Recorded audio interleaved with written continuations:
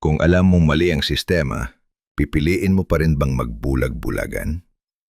Isa sa mga artist na tahimik pero matalim, tumingin sa buhay ng mga Pilipino ay si Fabian de la Rosa. Isa sa kanyang mga obra ang El Ciego, na ang ibig sabihin ay ang lalaking bulag.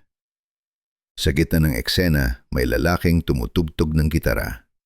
Hindi siya nagsasaka. Hindi siya nagbubuhat. Hindi siya kasama sa pisikal na trabaho ng karamihan. Marahil dahil hindi niya kaya. Ang gitara ang naging hanapbuhay niya. Musika ang ambag niya sa mundo, habang ang iba ay nagtatanim sa bukid. Hindi siya pumayag na wala siyang silbi. Kaya pinili niyang matutong tumugtog para kahit paano may maibalik. Sa tabi niya may isang babae. Hindi siya nasa unahan. Hindi rin siya umaalis. Tahimik lang siyang nakasandal, pero malaki ang kanyang responsibilidad. Parang siya ang nagsisilbing mata ng lalaking hindi nakakakita. Magkasama sila. Magaan ang eksena. Pero sa ilalim ng mga ngiti, naroon ang bigat ng realidad.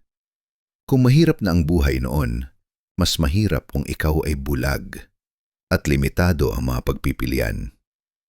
Isang eksenang mapayapa, pero hindi bulag sa katotohanan.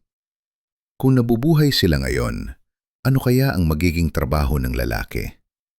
Kwento natin to.